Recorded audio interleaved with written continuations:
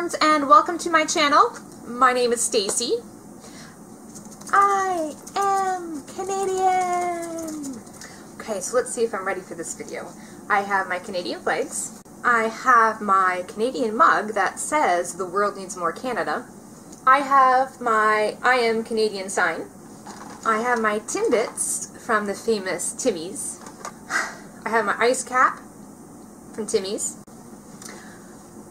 I have my Canadian pillow, and I have my Canadian t-shirt, and last but not least, I have my Canadian toque. Now I really wanted to wear my toque for this video, but holy crap is it hot here in southern Ontario. For any of you that believe that Canada is cold all the time, somebody is feeding you false information.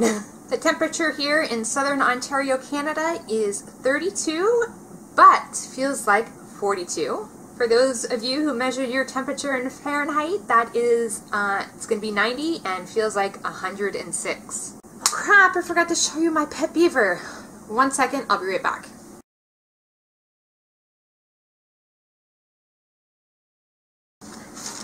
Just kidding, I don't have a pet beaver, or a pet moose, or a pet polar bear. Today's video is going to be my TBR for the Read-EH-thon. Get it? Because as Canadians we say A all the time. A?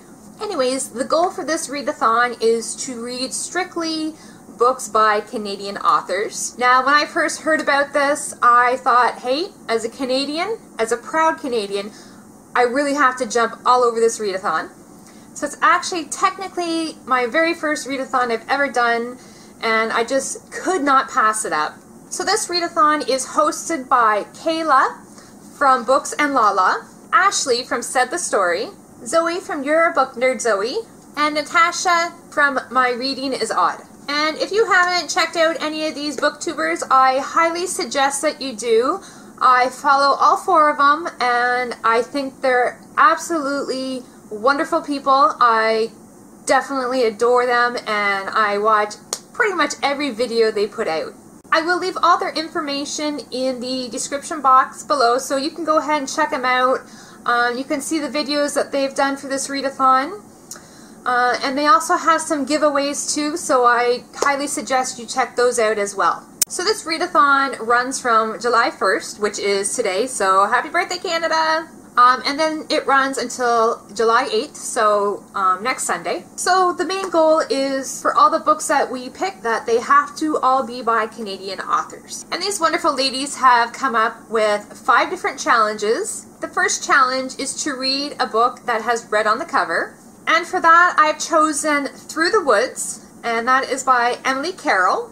And this is actually a graphic novel. I have ordered it. I don't have it on hand yet. I'm still waiting for it to come in, so hopefully it comes in soon.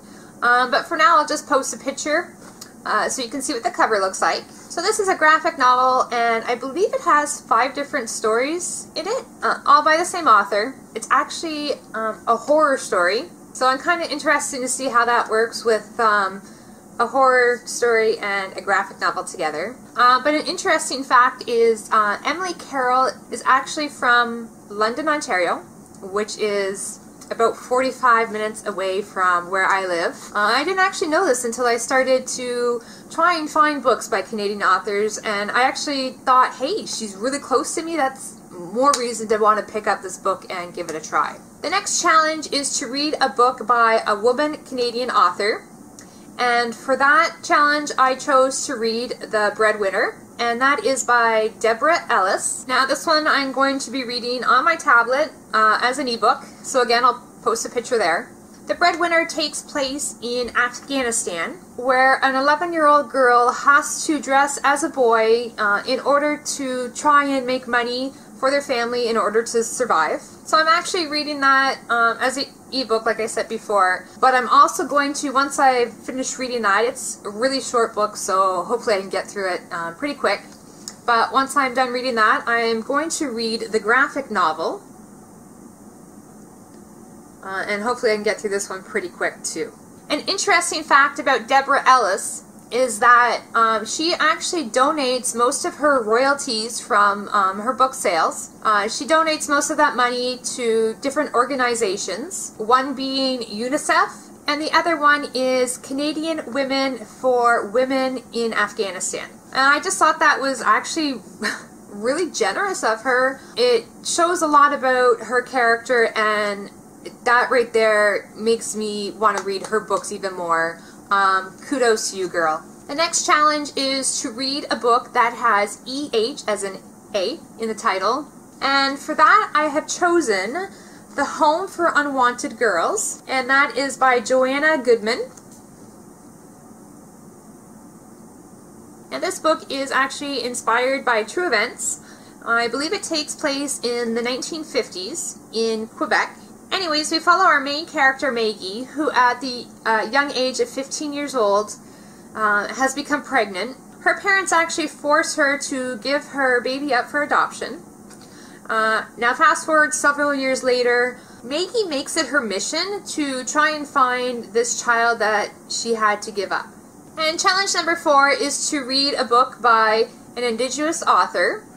And for that, I have chosen 7 Fallen Feathers. Now, I don't actually have this book on me. It's another one that I have ordered, and I'm hoping to get it in soon. But it's also based on true events. And this is about the mysterious deaths of the Indigenous teens in Thunder Bay, Ontario, so in my own province. And it's about the crimes and the racism against the First Nations people and the horrible conditions that they're still living in today. I chose this book because I think it's a very important story. A lot of Canadians need to hear, myself included. I think this is going to be an eye-opener for me. I have to admit, I'm pretty embarrassed that as a Canadian, I don't know too much about the history and the backstory and anything about the Indigenous people, and to be honest, that's embarrassing, and that is something I need to change. So anyways, I thought, you know, this would be a great book for me to read. The last challenge is to read a book set in a province that you have never been to before. Now, I did find this to be a little tricky. I'm from Ontario, and basically everything east of Ontario I've been to. I couldn't find a lot of books that were set out west, but I did find one, hopefully. I thought I read somewhere that it was actually set in British Columbia, so hopefully that's right, fingers crossed. And the book I've chosen for that is I've Been Meeting to Tell You. Again, I had this book ordered, waiting for it to come in. I'll just stick a picture here so you know which book I'm talking about. But this is also another true story. Seems to be my theme with this Read-EH-thon. This is actually a pretty short book. I believe it's about 120 pages, but it's about a father who writes a letter to his 13-year-old daughter, and in this letter he addresses racism and discrimination using his own personal history and the history of his parents. It definitely sounds like another really important book to read, so I'm so excited to get into that one. When this readathon was announced, I jumped all over it, and right away I started looking for books by Canadian authors. And to be honest, there was more books out there than I thought there was. There were some that I were familiar with that I didn't know they were Canadian authors. But if I have enough time, I mean, I already have 5 books that I've chosen.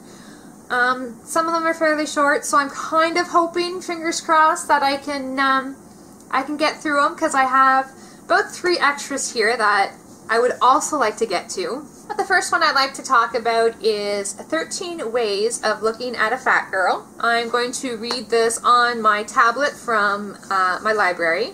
I think the title is pretty self-explanatory on what the book's about, but it's just, you know, a girl who loses a bunch of weight and her struggles along the way. Another book I'd like to get to, if I have enough time, is called The Boat People. I don't have a copy of this yet. I'm kind of hoping it comes available at my library, but if it doesn't, it doesn't. But I will definitely read it at some point. And it follows this cargo ship that is carrying 500 refugees, and it reaches the shores of Canada in British Columbia. Now, these refugees are pretty excited once they've arrived. They think that it's the beginning of a new life for them, a better life. But the Canadian government has reason to believe that there are members of a terrorist group on this cargo ship. So what happens is all these refugees are actually put into a prison. Now, I think it just basically follows what happens, whether or not they get deported, or whether or not they get to stay, or whether or not there actually was a terrorist group on there. It definitely sounded really interesting to me, so I can't wait to pick it up. And the last book I want to talk about is called When Jack. Now, I had never heard about this book until this readathon was announced, and I heard a couple other people talking about it, and I thought I'd look into it.